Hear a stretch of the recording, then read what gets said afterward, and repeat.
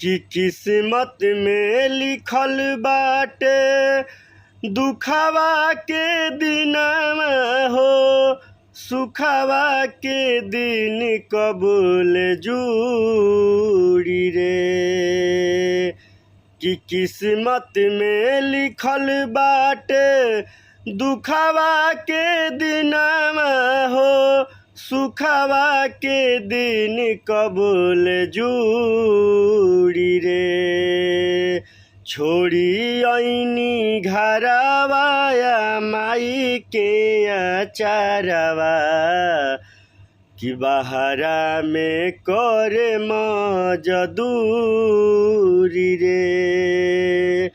छोड़ी आईनी घरवाया माई के अचारवा बहरा में करे मजदूरी रे।